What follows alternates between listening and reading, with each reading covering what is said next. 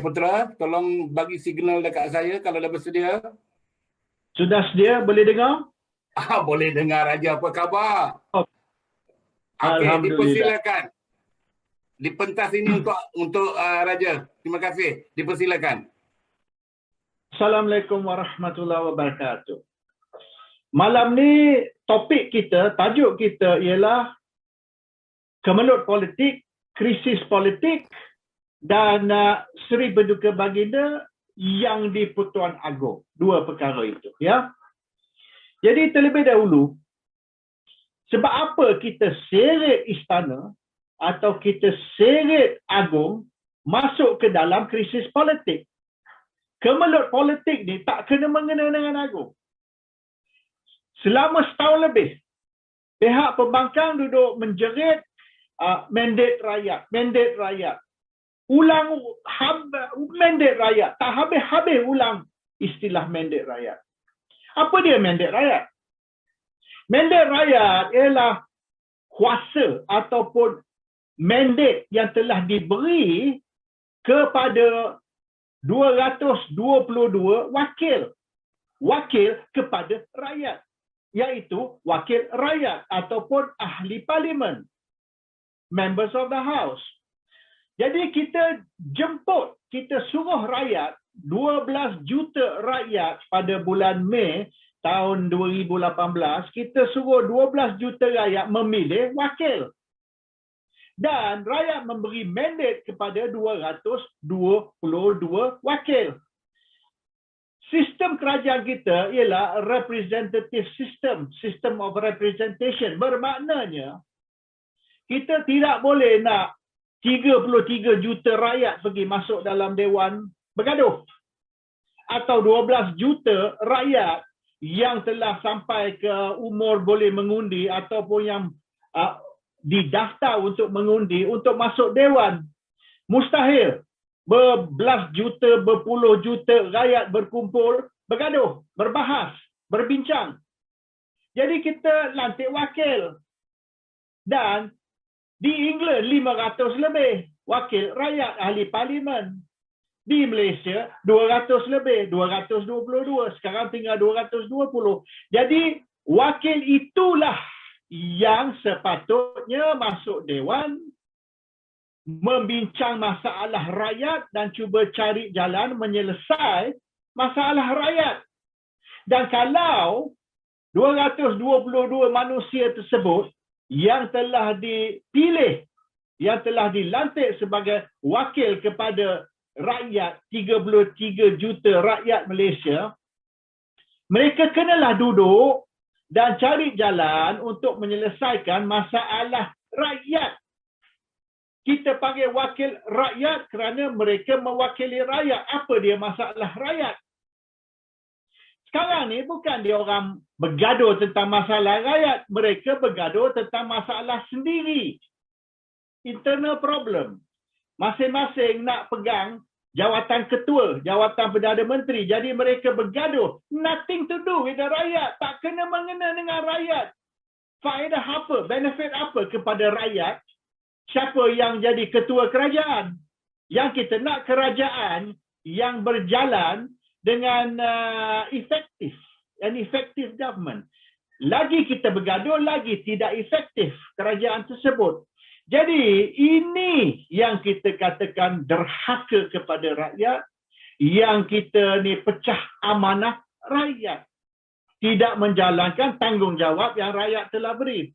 Dan sepatutnya masalah ni, masalah 222 ahli parlimen, siapa nak jadi the boss, kita selesai dalam Dewan. The House of Parliament. Rumah kepada rakyat. Rumah di tempat di mana 220 wakil kepada rakyat berkumpul dan menyelesaikan masalah, whatever masalah rakyat ke atau masalah sama-sama sendiri. Apabila Perdana Menteri Tan Sri Muhyiddin Yassin mencadangkan satu cara untuk nak mendamaikan keadaan, iaitu kerajaan perpaduan dan macam-macam lagi, mereka tolak. Mereka tak mau. Mereka tidak terima cadangan Muhyiddin. Apa yang mereka nak satu saja, Muhyiddin letak jawatan. Okey, Muhyiddin letak jawatan. Lepas tu, after that what? Apa kita nak buat selepas Muhyiddin letak jawatan? Siapa nak ambil alih? Itu tidak perlu kita bincang. Cuma yang kita nak, Muhyiddin letak jawatan, lepas tu kita serah kepada Agong untuk menyelesaikan masalah tu. Ini bukan kerja Agong. Ini bukan tanggungjawab Agong. Tanggungjawab kita. Kalau kita nak singkir Muhyiddin, kalau kita tidak mau terima Muhyiddin, kalau kita nak satu Perdana Menteri baru, siapa dia? Cadanglah. Tak mau. Kita tidak mau cadang siapa kita nak suruh ambil alih sebagai Perdana Menteri baru. Hanya kita nak satu saja, Muhyiddin letak jawatan, lepas tu we throw the problem to the Agong. Serah masalah kepada Agong. Sekarang ni mandat rakyat, kita wakil rakyat. Kalau kita serah kepada Agong, Agong buat keputusan bukan mandat rakyat lagi. Itu mandat istana. Are we constitutional monarchy or absolute monarchy? Kita ni raja perlembagaan ke? Raja yang berkuasa secara total? Macam tu lebih baik kita hapuskan parlimen. Tidak kita buang masa dengan mengadakan pilihan raya. Serah kuasa kepada raja-raja Melayu mentadbir negara macam sebelum British dulu. Tapi kita sudah tubuhkan Persekutuan Tanah Melayu, kita sudah merdeka dan kita serah kuasa mentadbir negara kepada wakil, kepada rakyat. Now we are going backwards. Kita tarik balik kuasa rakyat, kita serah kuasa untuk menentukan ketua negara kepada raja, kepada Agong, kepada istana. Now, what happens sekiranya Agong membuat keputusan memilih satu Perdana Menteri yang kita tidak suka? Ini sudah berlaku bulan Februari tahun lepas. 1 hari bulan Mac tahun lepas, Muhyiddin angkat sumpah. Kita tak suka. Kita tak setuju. Kita kata macam-macam. Perdana Menteri pintu belakang lah, Perdana Menteri illegal lah, tak sah lah, tak ikut perlembagaan lah, Perdana Menteri tebuk atap lah. Itu pilihan Agong. Kita bergaduh, kita tak boleh selesai masalah kita serah ke Agong. Bila Agong buat keputusan, kita marah. Kita jatuhkan Muhyiddin. Oleh kerana Muhyiddin ini dilantik oleh Agong. Now we go back to the Agong. Kita suruh sekali lagi Agong pilih. Katalah Agong tengok Muhyiddin tak ada sokongan. Anwar tak ada sokongan. Najib tak ada sokongan. Hishamuddin tak ada sokongan. Tok Mat tak ada sokongan. Siapa yang ada sokongan? Tak ada sokongan. So Agong kata, okey, oleh kerana belah kiri dengki dengan belah kanan, belah belakang dengki dengan belah depan tak suka belah kiri, kita ambil satu apa yang orang putih panggil dark horse. Dark horse tu tidak ada kontroversi, tidak sesiapa pun benci. Tengku Razali Hamzah, misalan. Contoh. Agong kata Tengku Kuli akan jadi Perdana Menteri baru because tak ada orang yang benci dia. Ya. Muhyiddin, Najib benci, Najib, Anwar benci, Anwar orang ni benci, tapi Muhyiddin ni neutral. Nobody hates him, tak ada orang benci dia. Dark horse. Kita lantik. Tapi dia tak ada sokongan. Dulu bila dia nak lawan Pak Lah, Presiden UMNO, dia nak dapat pencalonan, bahagian dia sendiri tak calon dia. Bahagian dia sendiri, wanita tu tak calon dia untuk bertanding Presiden UMNO. Your own bahagian pun tak sokong, macam mana? So Tengku Razali tak ada sokongan, tapi tak ada orang benci Tengku Razali, kita lantik. Adakah itu demokrasi? Seorang Perdana Menteri yang tidak dapat majoriti, tapi sekarang ni kita serah kepada Agong, kita kata bijaksana Agong, budi bicara Agong, prerogatif Agong, biarlah Agong yang menentukan. Bila Agong menentukan, are we going to be happy? Jadi bila Agong kata, you solve your problem, bentuklah kerajaan unity government, kerajaan perpaduan ke bipartisan government. No, Tak mau. Saya satu saja saya nak Muhyiddin letak jawatan. Lepas tu serah ke Agong, biar Agong yang pening kepala. Sebab apa kita bebankan Agong? Kerja Agong ke? Agong ke wakil rakyat? Agong ke yang dipilih melalui pilihan raya oleh rakyat? Why are we dragging the Agong into this? Sebab apa kita seret Agong masuk dalam masalah politik, dalam krisis politik? Sekarang ni kita sudah set a precedence. Kita telah membuka satu boleh katakan budaya baru. Apabila pilihan raya sudah tamat, apabila 222 wakil rakyat telah dilantik atau telah dipilih melalui pilihan raya, maka kita serah ke Agong untuk pilih Perdana Menteri yang baru daripada 222 ahli parlimen. Tapi saya parti yang terbesar. Saya boleh katakan wakil rakyat yang teramai. No. Kita serah ke Agong, biar Agong menentukan siapa bagi opinion Agong, pendapat Agong layak menjadi Perdana Menteri Malaysia. Biarlah parti terkecil sikit pun, biarlah tak ada majoriti pun. Kuasa Agong untuk menentukan wakil rakyat. Kita 222, kita duduk diam. Kita jangan bincang, kita jangan bahas, kita just leave it to the Agong. Ini effectively what we are doing. Kita kata Agong sekarang mesti diberi mandat. Bukan rakyat. Agong diberi mandat untuk pilih Perdana Menteri.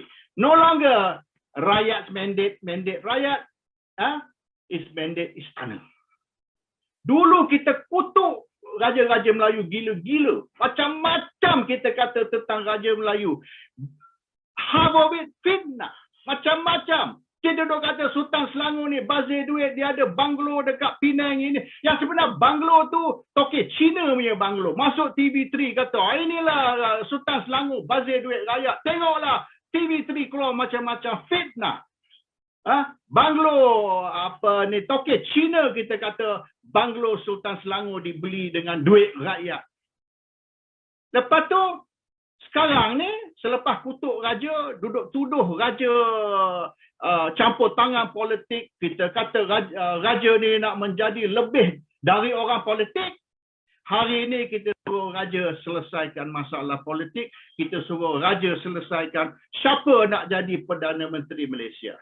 Kalau itu sistem baru yang kita nak ambil, sistem di mana Agong memilih Perdana Menteri, bukan pengundi memilih Perdana Menteri, we better respect Agong's decision. Kalau Agong decide, Lim Kit Siang ke, Lim Guan Eng ke, siapa sekalipun menjadi Perdana Menteri, kita kena hormat keputusan Agong.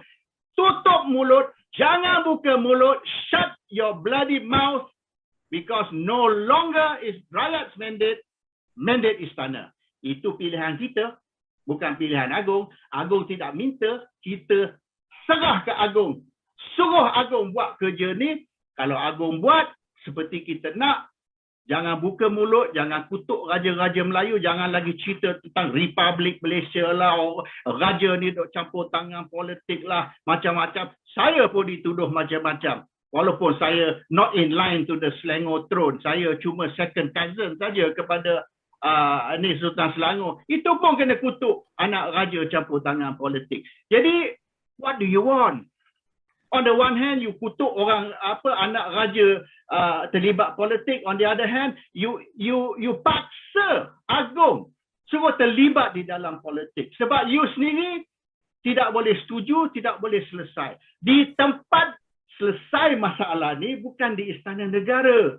Tempat selesai masalah ni ialah on the parliament floor, di dalam parlimen, bukan di restoran, bukan di Dataran Merdeka, bukan di lobi parlimen, bukan di kantin parlimen. Masalah dia ni. Saya dengar macam-macam. 1 minute more ya. Okey, saya dengar macam-macam tadi tentang Islam, tentang Melayu dan sebagainya. Yang sebenarnya masalah ni, Melayu dengan Melayu kuat dengki. Itu masalah dia. Apabila 22 tahun Mamak menjadi Perdana Menteri, tak ada siapa berani nak jatuhkan dia. Apabila Pak Lah ambil alih, mula nak jatuhkan. Najib ambil alih, nak jatuhkan. Jadi sekarang ni, masalah dia is, The Malays pecah sama Melayu. Yang ada seorang tadi duduk cerita kata orang bukan Islam, orang bukan Melayu, orang Kristian. Nothing to do with Christian, nothing to do. It's all Melayu Islam lawan Melayu Islam sebab dengki. Sama macam dalam dunia perniagaan, kalau Melayu dapat kontrak, Melayu lain kuat komplain. Tapi bila kontrak pergi ke Tokyo China, tak ada seorang Melayu buka mulut. That is the Malay problem. Assalamualaikum warahmatullahi wabarakatuh.